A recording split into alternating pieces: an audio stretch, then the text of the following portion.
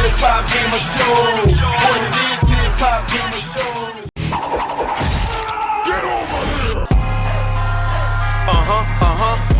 HipHopGamer. Fatality to anyone who battles me. Murder, murder, every round there's a casualty. Every character shatter your anatomy. This a grown man's game, the pain, agony. Hey yo, what up, man? It's the one and only HipHopGamer, Hot 97, BET, GameStop. You already know what it is, man. Then right off the rip, my man gotta get the belt, man. My man gotta get the belt. First reason why I'm giving you the belt off the rip is because at E3 I played NBA Live 16. Shout out to my man Connor, you know what I'm saying? Played the game. It was obviously a big step from last year's, like definitely a big step. But seeing it here, we are in New York, my home city, home of hip hop. It is really better. Like it's a lot better. And just a little intricate, like the little intricate, like feelings and the responsiveness. Those little things make a big difference. Walk us through what NBA Live 16 been like from a development standpoint to actually get it to the point where you guys are like a bit more confident. It's like, yo, play this shit and you'll see. Talk to me, man. Yeah, man. Like we, you know, our goal always has been gameplay, right? Make gameplay great. And you know, those first 2 years was really building those building blocks. Right. And you know, now we're at a point where development-wise, we can focus on new features like dribble handoffs, new screen and roll mechanics, screen, rescreen, touch passes. Like those are the type of things that we can start to do when we feel confident that the gameplay's really starting to get there. You know what I'm saying? So the AI now is starting to behave like an NBA team. Right. Your teammates are doing what you expect of them, cutting, making off-ball cuts, setting screens for your teammates, trying to get open. So as a gamer, you can just let the game come to you. You don't even have to call a play unless you really want to, and the game will still feel like, hey, it's doing what I want it to do. I'm not waiting for somebody to do something anymore. So I feel like we really delivered on that focus of us always understanding that gameplay has to come first no matter what to really deliver that fun experience, and it kind of comes out from there, it stems out from there.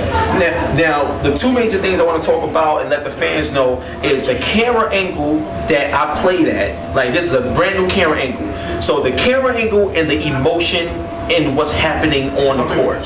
Those are the two things that jumped out at me. So first off, the way the camera angle is, it's like it follows you, it pans around, and it allows you to enjoy the atmosphere that you're playing in, which brings you more into the game. Very different, very unique, very new to NBA Live. I love that. Now, in terms of the emotion, like something that you pointed out to me, Kevin Durant, real talk. Kevin Durant, I passed the ball to him, right? He went in the corner, caught the ball. He went to take a shot. When he took the shot, the crowd started to stand up. Before the shot went in, they started to stand up. Like, you see the anticipation. And then it goes in, they start clapping. It's a different energy with this NBA Live. A lot of things that I'm seeing. From the animation to the movement to the consistent movement in terms of the play calling. Like, all of that stuff is truly there. I played it and seen it. I experienced it, I know. And so I'm very excited to bring those details to you. Now, you guys are in alpha. What's left to do, or what's some of the things that you're trying to achieve before the deadline comes for you when you have to release it? Yeah, there's a lot of animation still going in the game, so a lot of post moves are going to get in the game. We talked about that at E3 a little bit, so you're going to see more depth there, more moves out of the post. Cleaning up a lot of animation in terms of coverage so we don't get as much little warpy things to happen. We're really trying to remove all that out of the game. So even things like passing, touch passing, getting better assets in there to make quicker touch passes. So it's really just tuning that stuff now, balancing the gameplay, balancing, you know, all the stuff in the shot feedback. Like even from E3, the shot feedback feels different.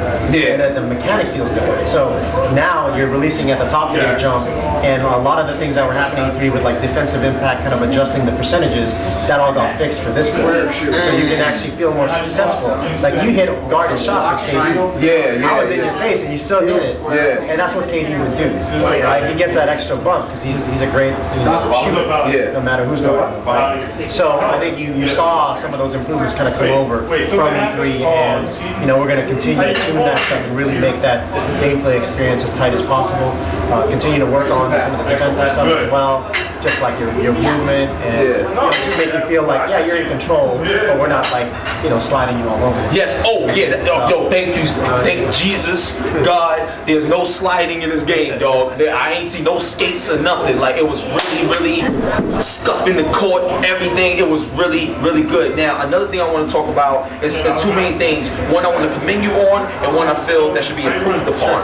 Alright, so the first thing I want to commend you on is how you guys brought the player chatter to life. Now with the player chatter, the way it's done in NBA Live, it's like the way they talk kind of lets you know as a player what to do. That is different. So it's not like just trash talk or you just hit a shot and that's it. It's actually real communication that was happening on the court that you would need to happen in real life to understand what's going on if you want to run something. Like it's really good. So that's something that I commend you guys on. I think it's going to play a good role in gameplay.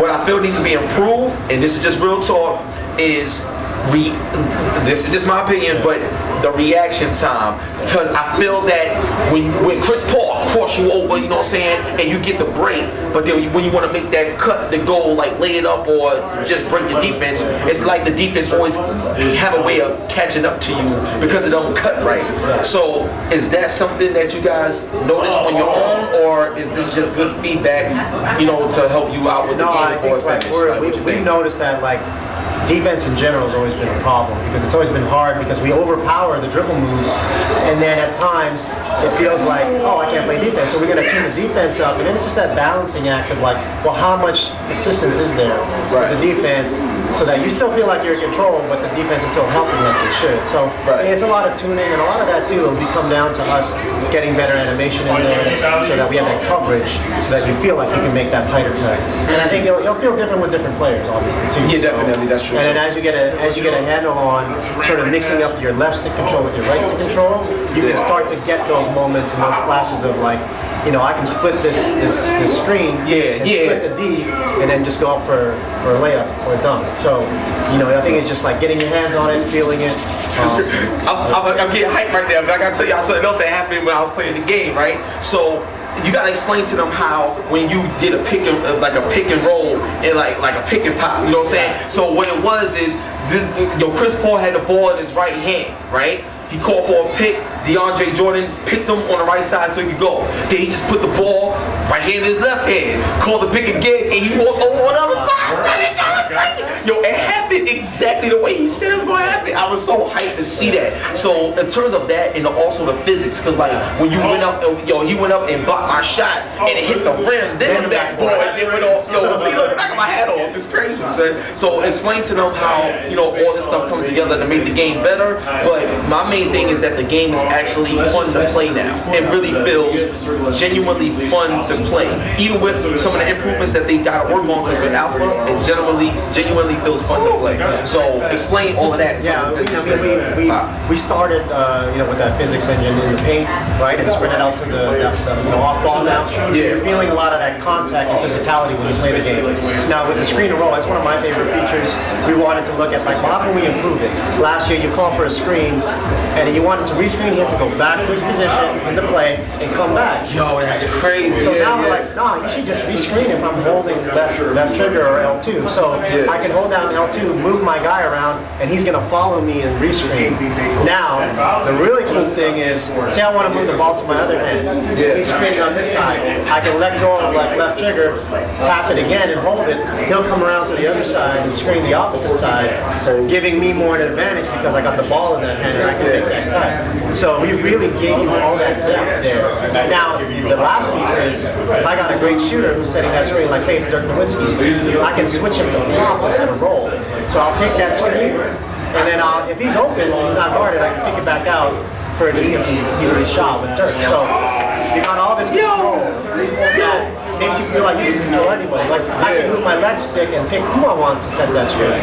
So before it was always like a forward or a center. Now I can be like, hey, you know what? I want KD to set the screen because I'm gonna switch him to pop. So I'm already thinking of the strategy. Oh my God! How I'm gonna run this screen. Yo, So that is crazy. See, now, here's what I love about everything he just said.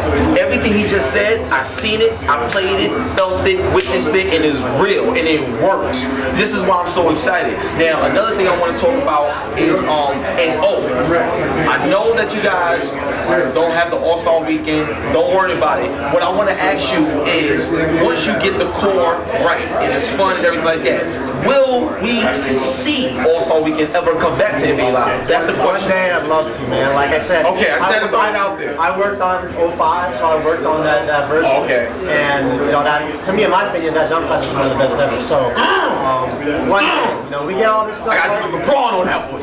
Now, 03. Oh, that's when Jason Kidd was on the top. You already know what it is. So you already know what it is. The freestyle. Y'all too hype right now. No. Yo, I love it, man. And, so All-Star Weekend, I'm just saying, I hope it comes back to NBA Live. I remember it. I felt it was great.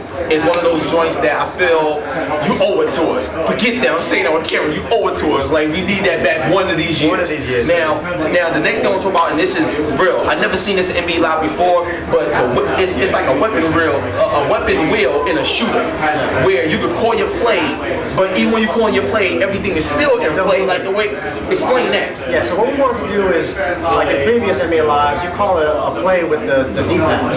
So you take your thumb off the stick, and then now you're hoping to get a steal. You're not moving. You're stagnant. So we wanted to keep you in control. So we went to like this basically play call wheel, which is like those things you see in a shooter, or like even in Mass Effect, like the communication stuff. You have the ability now to basically hold down L1 and with the right stick pick one of the best plays, and then just let go and they'll call that play. So it's that easy. Then if you want to go into playbooks, you can select playbooks and then go shoulder through all the different like deeper playbooks and select it with D-pad. There's also recommended play, which I don't think we talked about, but as you're coming up the court, you'll see instead of quick action, which is what we had last year, you can just see the recommended play. You're dribbling up the court and tap L1 and just call the player. So we're even giving you like, hey, this is what we think you should run. It's almost like an Ask Management thing. Yeah. Here you go, tap it, boom, there's your play. So just a lot of improvements in play calling. Coach panel we didn't see today, but that's going to have some improvements there. So you can set your defensive strategies and all that. You'll see that in the final. Yo, this has been one hell of a year for you guys with this particular project, man. It seemed like you guys had more fun doing it. Oh, yeah. You know what I'm saying? So I really appreciate that. My last thing I want to talk about is the graphics. Listen, I'm gonna tell y'all right now, man. Right off the rip in the practice arena, even the ball, everything looks really tight, really good this year. Chris Paul looked like Chris Peasy, son, CP3Z, kid. He looked real, it looks good. Like, even them talking smash. And I'm gonna tell you something else that I noticed. I forgot who it was. It was Steven. It wasn't Ibaka. It was somebody else. I forgot. I don't remember who it was. But he made the muscle. Lance. Lance Stevenson. He made the muscle and the muscle jump. See how my muscle jump? You know what I'm saying? And he made the muscle jump, son. It was like, this is really happening. It was really good. So aside from it still being alpha and it needs more polish on certain things, this is a fun game to play, even at its current state right now. It's better than my experience at E3, what they got here in New York. Salute, man. Salute. You guys, thank you for never giving up. You got stiff competition, but this is really good, and I would truly recommend, even right now, it's something to really pay attention to and look out for. I'm loving what you guys did with Live this year, and I love the fact that you gotta give me the belt back because I beat them. I love beating developers. You know what I'm saying? Because they be talking trash. I don't know how they are. You know what I'm saying? They be like, I had to beat HipHopGamer. I finally beat them. Thank God. You know what I'm saying? No, but it was a great game, man. It was a great game. I'm looking forward to more. Seriously. So when can we expect it to come out? September 29th it launches. For EA Access members, September 24th. So you'll be able to get your hands on the game a little early through Access. So and we'll have some big announcements from this summer. So work out for that. Can't wait, man. One love. God bless your boy HipHopGamer, Hot 97, BET, GameStop, and we out of here.